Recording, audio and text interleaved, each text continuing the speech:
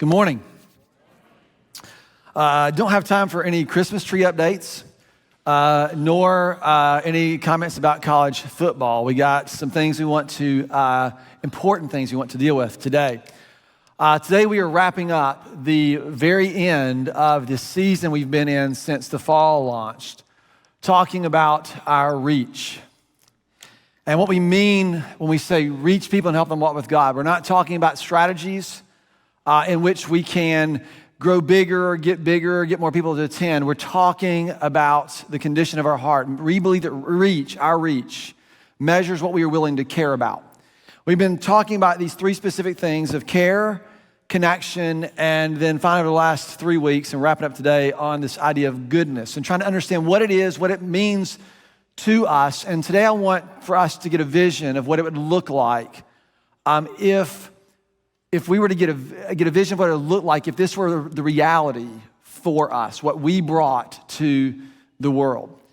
And so if you have your Bibles, we're going to look in Isaiah chapter 65. That will be later on, but that's part of where I have been kind of just wrestling with for quite some time, since the summer, trying to think about this and understand this. And we've been talking about the last few weeks that goodness isn't just about our good works. It's not just about what what things we decide we want to do. That goodness has a source, and we have said that the source of goodness is love.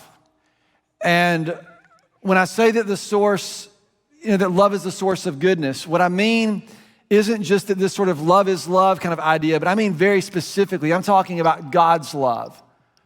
There is something that's required of us. There's an image-bearing aspect to this that what we have been called to has an authority in us. And specifically what we've mentioned is two ideas. Number one is we said that to live in this way of life requires a rule.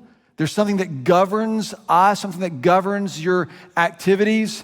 And there's also a will. It's the choices that you make and your willingness to be responsible within this, so that God's love is the source of goodness. And then part of what we have to ask ourselves is what does goodness look like in the world? And the idea we've been looking at is we've said this, that the expression of goodness is this idea of reconciliation.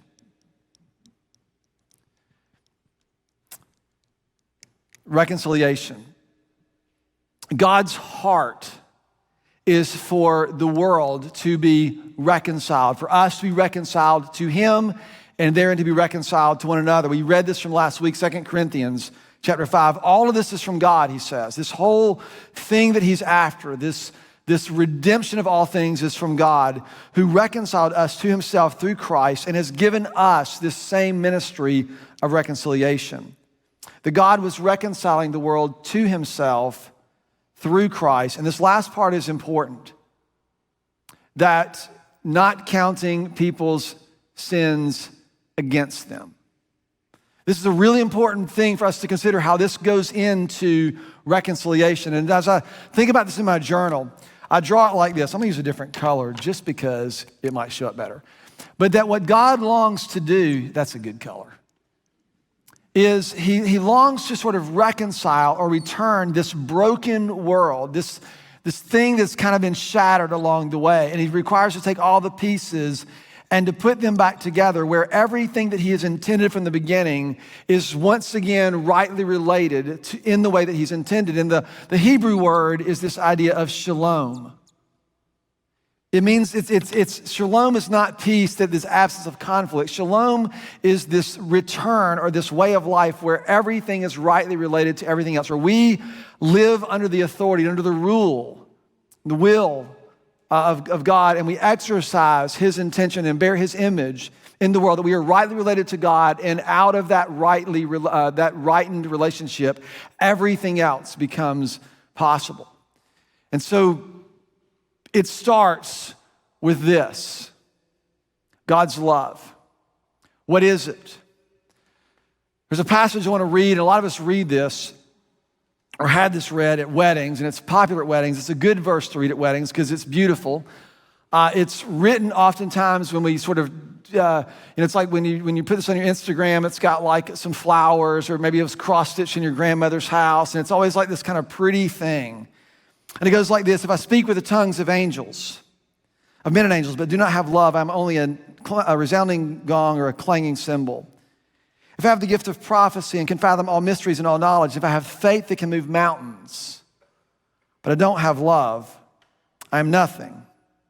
If I give all of I possess to the poor and give over my body to hardship that I may boast, but I do not have love, I gain nothing. Love is patient. Love is kind.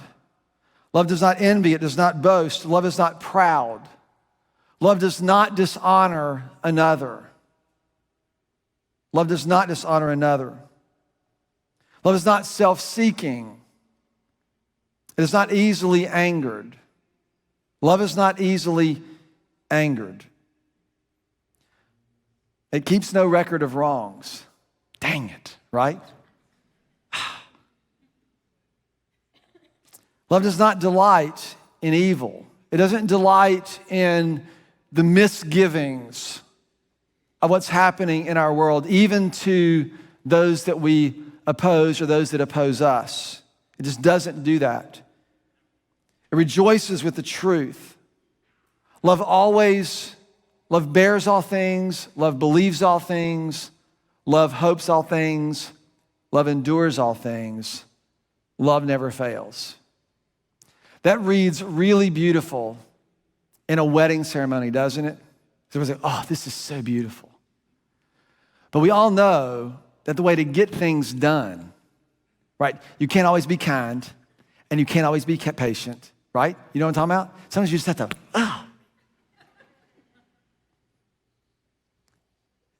And what we've got to wrestle with is what we actually believe about what God has established and what sources the kind of lives we want to live. And more importantly, what sources the kind of lives that He's created us to live.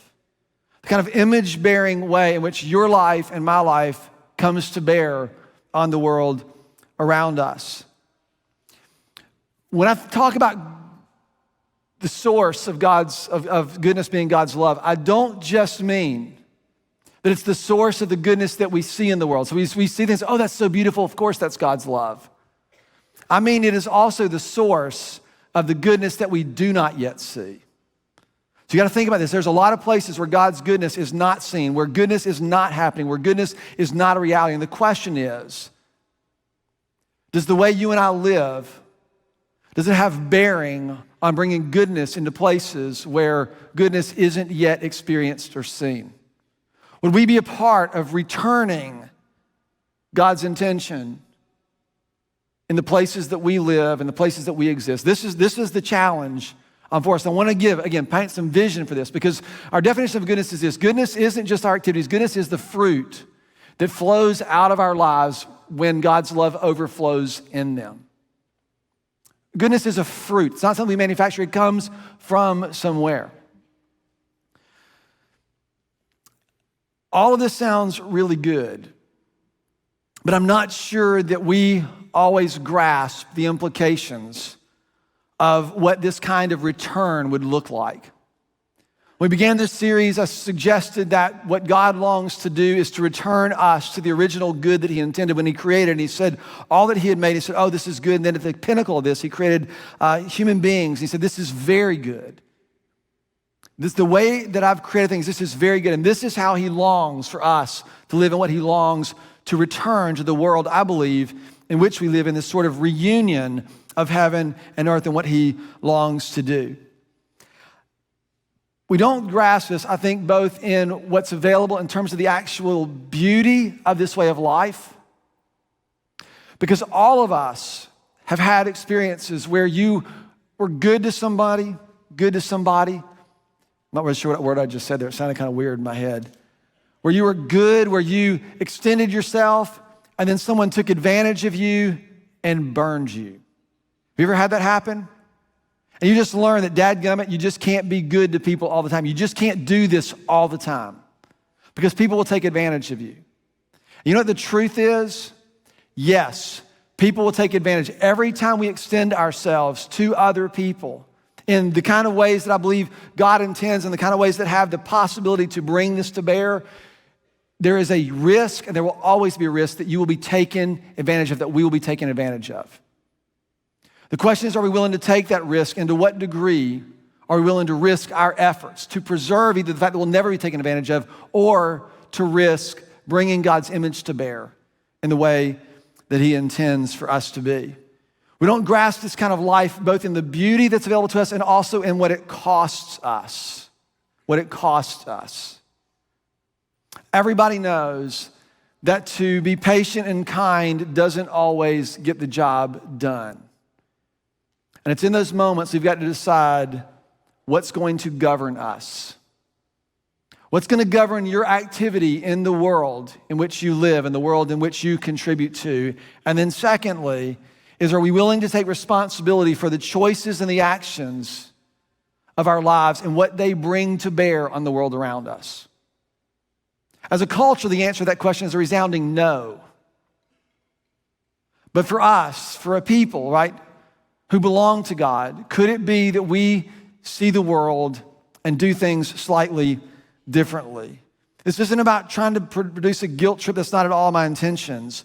But rather, I want us to get a vision of what it could be like if we were to trust this. It requires something from us, and it requires for us to be different. So the question that I begin to ask is, what then does it mean to live inside of the rule of God's love? And that's what I would put right here. I would say in this place, and this is how I always think of it, it's the rule of love. It's a way of life under the rule of God's love. And so what does it look like to live under this rule and out of this kind of will? The answer is actually quite simple. It looks like this. You realize in the beginning, before the fall, God allowed a certain tension to exist. Most of us just overlook this because it's just not part of how we think about it. There was a tension in the garden that was exploited by the serpent. I mean, think about this. The tension was a tension that if someone came in and suggested there would be another way to live, that it would actually be believed and therein undermine the trust that they had with God that was intended in the beginning. That somehow there was this tension of trust that remained, that was given, that was allowed. It was a part of what God created and a part of what God called good. The capacity to choose or to reject is the thing that God called good. And this is why, because what God has intended to do all along is to live in a relationship with his people. I think this goes, everybody wants to talk about free choice or predestination or all these things. I think this goes way beyond either one of those poles. I think this goes to the fact this was actually God's intention and as a direct connection to the thing that he believed or said or proclaimed was good about the relationship of God and the humans that he had created. It is to live in love, which means it is the essence of God's character for us to have the chance to respond to him or to reject him, because what he is asking us, what was good about that, was that we would be able to live in a relationship with him. And the currency of a relationship is always trust.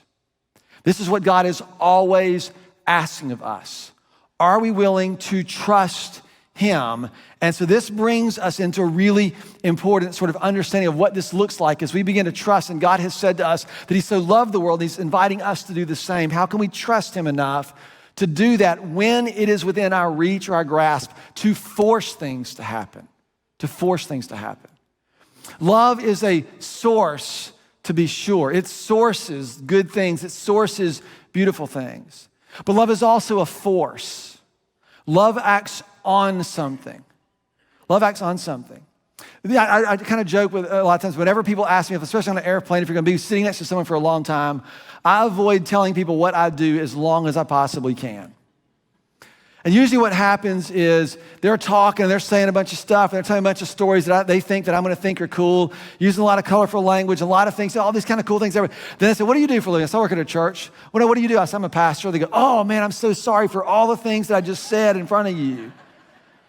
But here's the thing, it's not about me, you know this, right? But there's some perception that people have about God or this goodness that they sort of have violated in their own sense of whatever it is that they're doing, they feel bad about. So they feel like they need, because this thing acts on something. It acts on something. Remember in 2015, A young man walks into the Emmanuel AME Church in Charleston, South Carolina, while a group was praying. Remember this? Racist murder kills 9 African Americans praying, one of whom was the pastor's wife. He comes out immediately, and his call is for forgiveness. That somehow the love of God in his life compels him to forgive, because he understands that the work of reconciliation happens when we learn that God has made a way where our sins no longer divide and conquer. And he leads out of this. And what this act of love does, it disrupts everything. No one can understand, how can you think like this? How can you be like this? How can you say this? It was your own wife. This force of God's love acts against on all of our preconceptions and all of our expectations. You should behave this way. And here comes this out of left field, and something else happens. Love is a force. It acts on our world in ways that disrupt the status quo. It acts on the world around us in ways that sort of subvert all the ways in which we thought the world was going to be, or the way the world was at. You thought you had to be this way to get things done, and maybe perhaps there's another way. Something else is happening. When I define love, and I've thought long and hard about this, it roots out of God's love. This is not a love is love kind of idea. This has an authority and a source, and it has a glory, and it has a seriousness to it. And so when I was trying to think about how then do we define this sort of out of our lives, I define it this way, that love is the force that breathes worth and value into the soul of another. When we live out God's image, what we are constantly doing is breathing worth and value into other people who otherwise may sense no worth or value. And the opposite is true. To act in unloving ways is to undermine worth or undermine value, is to regard as unworthy, or to regard as unvalued, to undervalue, or to fail to value. And so we have to sort of think this, but it's a force that acts, it creates something, it does something in the world around us. Love acts on the world in profound ways, in fact, that actually judge us. They judge us. I want to consider this story. So Jesus tells a parable. It's known as the parable of the prodigal son. It's actually not a really good title for the parable, if you know the story. The father has 2 sons, an older son and a younger son. The younger son is obviously wild, creative, and crazy. He wants his father's inheritance so he can go out and just sow his wild oats and do his own thing. You know the stories from Luke chapter 15. So the father agrees, gives him the inheritance, and he heads out, and he squanders it all, women and partying and all the different things. And he finally ends up, he's homeless, he's broke, and he's working for a farmer, and he's actually in the pig pen is what it says. And he wants to eat the food. He's so hungry, he wants to eat the food that he's feeding to the pigs. And then he has an idea. He's like, oh my gosh, my father's servants have it better than I do. Maybe I could go back to my dad, and he would just hire me on as one of his employees. All the while, what's the father been doing? Going out every day looking, waiting for his son to come back. So on this particular day, the son comes back, and he sees the son. He runs to greet him. And just as the son enters into his speech, Dad, I know I've squandered everything. I'm sorry I was a terrible son, and blah, blah, blah. Would you just hire me back as one of your hired hands? Would you just, before he can even get those words out of his mouth, the father drapes him in the robe, and he puts the family ring on his finger, and he stands him up, and he says, oh, welcome home, son. My son who is dead is now alive. My son who was lost is now found. And he welcomes him back into the house, and he comes up, he says, kill the fatted cow, and let's throw a massive party for my son because he has returned home. And the older brother, who's been there the whole time, doing everything that the father asked him to do, just as the father asked him to do it, is ticked. You know the story?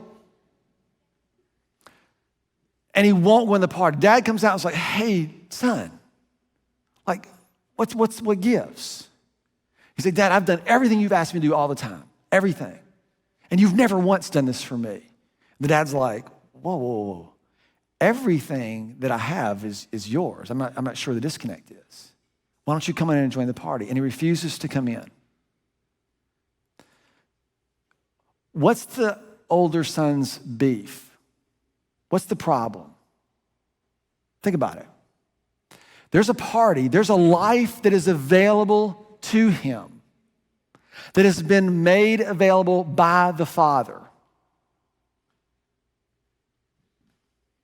And he refuses to come in because of the injustice of it all.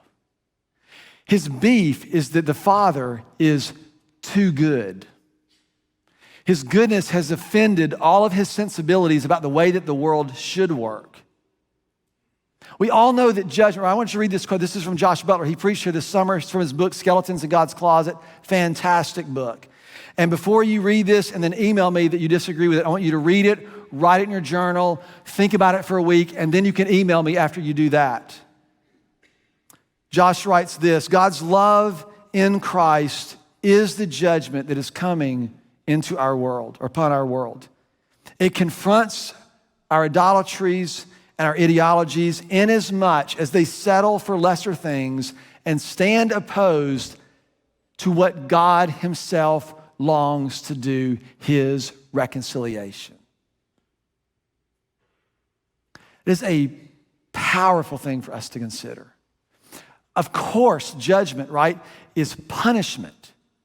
You violated this and you were punished for that. The punishment meets the crime. That is justice. That is judgment under the rule of law. But what if we are called to live in a different way? What does this do? Josh goes on, he writes this. He says that God stands opposed to all that refuses his mercy and destroys his world, and all that sets itself against Christ's intention to heal the world, and all that stands unrepentantly opposed to his reconciliation. These are the things that God opposes. These are the things that God stands against. So my own exploration in this has led me to some really profound soul searching, to consider what I really believe about the way of Jesus and what he's invited us into as a church. And it is out of that place where the hope has actually given or found new birth and a new sense of resolve. I think I shared with you that I haven't had in a decade. But Jesus invites us into a radically different way of life and under a radically different authority. Now, if I were taking notes, I would write that down. I would say, okay, there's something here, there's a radically different way of life where Jesus would say things like, love your enemies and do good to those who hate you. And turn the other cheek and go the extra mile and all those things. That's all out of Luke 6.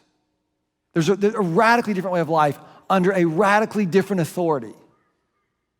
That somehow the way God comes to do things and to return things is very different than the system and the world in which I am used to and accustomed to. And am I willing to do or to consider something different? Jesus invites us into a radically different way of life and under a radically different authority. But this radical difference is actually our hope for the kind of change that God intends, and I believe the kind of change that we actually long for. But it's going to require something from us. It's going to require something of us. God is coming. He is good, and he is coming to redeem his world. That's what he's doing. The question would be, can we trust God's goodness enough to act in the way of his goodness?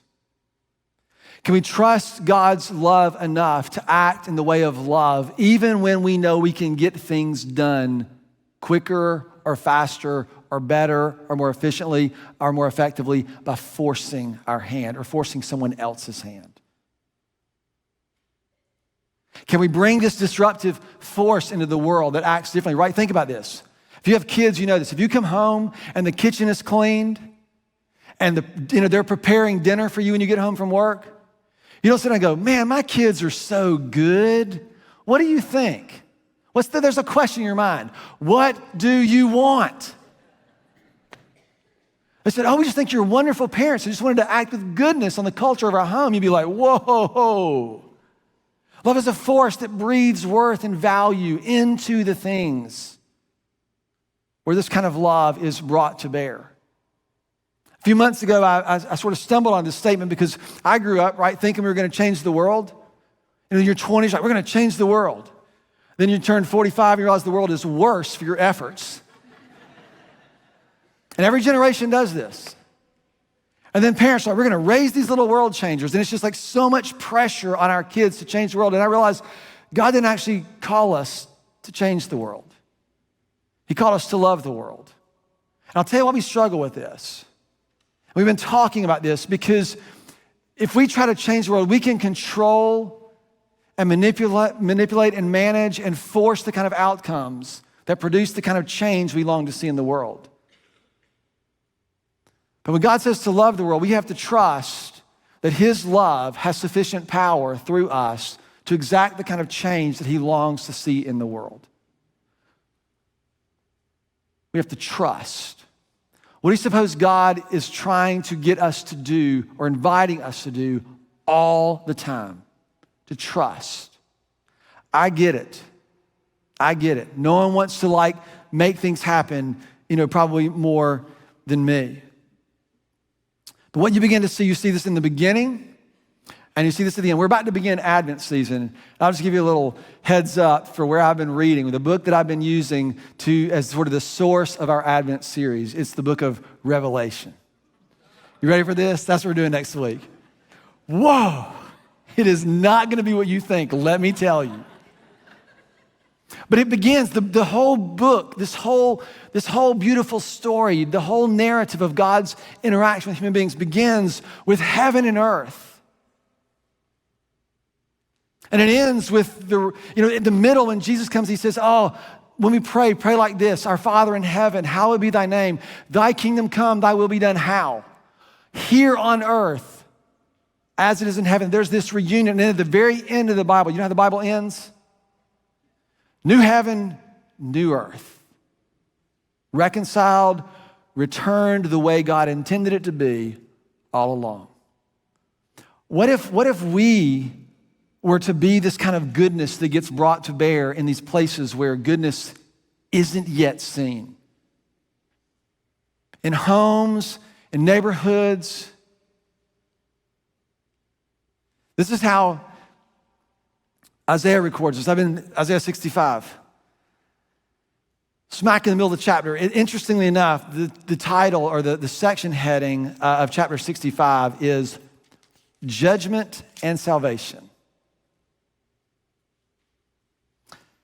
See, I will create a new heavens and a new earth. The former things will not be remembered, nor will they come to mind. There's something new coming to bear on this world. But be glad and rejoice forever in what I will create. For I will create Jerusalem to be a delight and its people to be prudish, snobby, condescending, and self-right. Right? Is that what it says? The people who are a part of this will be what? A joy. There'll be something to what we bring to the world around us. And this isn't sort of Pollyannic. This is guts and grit kind of stuff. To love people is hard. It's hard. I'll rejoice over Jerusalem and take delight in my people, and the sound of weeping and crying will be heard no more. Can you imagine a world where there just weren't any more tears? I've been reading out of Companion Planted every week. Y'all know that, right? The book that we gave out, we've been asking you to read, badgering you to read, trusting that you're reading, all those things. I'm going to read from it again. We're almost done. If we try to love people in ways that disregard God's authority, his word, and the patterns of the kingdom, we are off course from the start. Love bears all things, it believes all things, it hopes all things, it endures all things. Love never fails. It is for us to submit ourselves to God and who he is and his image bearing and formation in our own hearts as individuals and then collectively as his people. If we don't get that, everything else is just going to be secondary. It's going to be lesser things. We're going to divide up according to whatever lesser things we value the most, pick our tribes, and then fight each other. This has got to be top. He goes on, he says this, Jesus has everything under control. We trust him. Here's the question. So can we surrender our impulse to control, to make things happen, to force things? Can we surrender that and be content with modeling an alternative way of living? Can we serve and influence? Can we bend the culture towards God's kingdom in ways that the scripture describes as salt, light, yeast, and fragrance? It is more loving to honor people's agency and persuade them than it is to control them. Which is easier? Control, right? You can just make stuff happen. This is why when your kids are 16 and you're still threatening them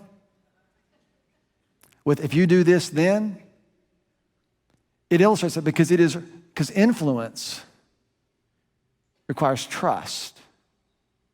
It requires a relationship built on trust. That's hard work.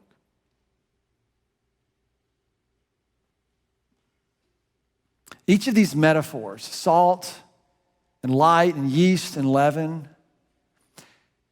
they're not passive. It's not a passive thing. It's interesting, these metaphors sort of enter into places in the most unexpected of ways. Right, you're walking down off military cutoff and you smell PTs, you're like, whoa, it just sort of invades and all you want is like a hamburger or whatever your favorite place. You get that smell and you just didn't expect it, you weren't looking for it, just sort of comes in, uninvited oftentimes. You weren't even hungry till it happened. All these metaphors are like that, salt and light and fragrance. These aren't passive, but they're subversive. They move in the most unexpected ways and into the most unexpected places. Do you realize that this way of life can get into the most difficult of places in our world, into the darkest places in our world? So as we close, I want to read the rest of this chapter as a benediction. I want us just to consider what it would be like if God used us to bring this to bear on the world in which we currently live. See, I will create a new heavens and a new earth. There's redemption that is happening. The former things will not be remembered, nor will they come to mind. But be glad and rejoice forever in what I will create. I will create Jerusalem to be a delight and its people to be a joy. I'll rejoice over Jerusalem and take delight in my people. The sound of weeping and crying will be heard in it no more. Verse 20. Never again will there be an infant who lives but a few days. I know that is very pointed for a number of families in our congregation. I've been there. It's devastating. Never again would this happen. Or an old man or woman who does not live out their years. Kind of adds this poetic element. One who dies at 100 would be thought to be a mere child. Be like Yoda or something, like who'd be a mere child. And the one who dies, who fails to reach 100 will be considered a curse. There's this idea that somehow your life won't be cut short. You will accomplish everything that you're intended to bring will be done.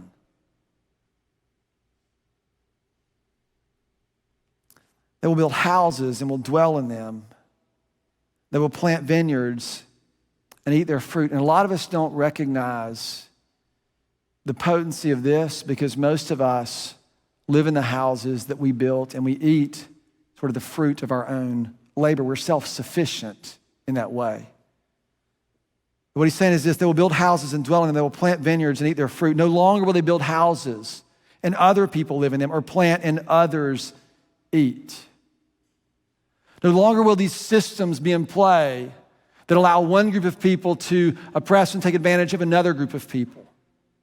No longer will these things occur where one group is marginalized and continue marginalized, but instead they do something at the benefit of another group of people. This is no longer going to be the way in which the world is to operate. It's not the way the world of shalom operates. The world under the rule of God's love operates. For as the days of a tree, so be the days of my people. My chosen ones will long to enjoy the work of their hands. They will not labor in vain, nor will they bear children doomed to misfortune. You realize there are generations born every single day in this country, in our city, that feel like they have no hope for anything to ever be any different. And that is one generation into the next generation, into the next generation. There's a reason they call it generational poverty. Can you imagine a place where goodness can be brought into those areas? What does love do?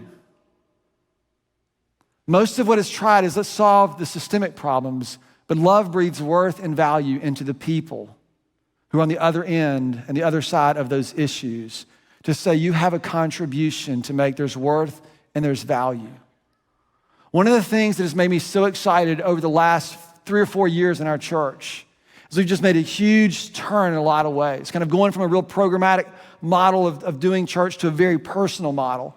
And when you listen to our staff and a lot of our key volunteers talk about the stories that move them, why do we keep doing what we're doing? It's not because we had this many people in student ministries or this many people in Treasure Island or this many people attend this event, or they're talking about names and stories.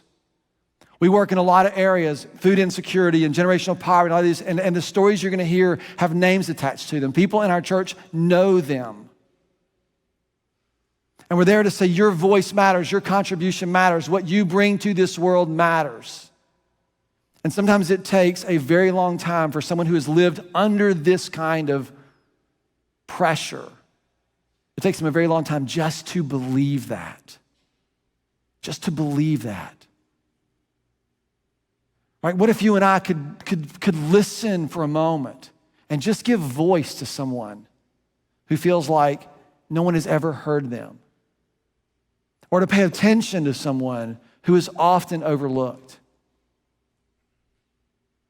Right? What if we found a way to see this drastically different? They would not labor in vain, nor will they bear children doomed to misfortune. You realize in our culture currently that there is a fear of bringing kids into this world. And it's for that very reason, because they fear this ain't gonna get any better. So why should we bother? Doomed to misfortune. What if we pushed back against that?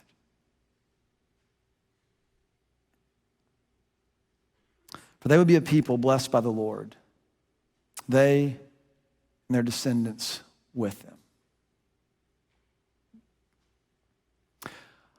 I try to imagine a world where this would be the case. And I'm really quickly reminded, this is the world that God longs for. It's the world that he's intended. And it's the world that the source or the force of his love actually begins to bring to bear in these little small pockets. Everywhere God's love comes to bear on the world. And where do you suppose God's love comes to bear? Right? Everywhere we are. That's kind of the point. You know, this is more available than you and I can even imagine.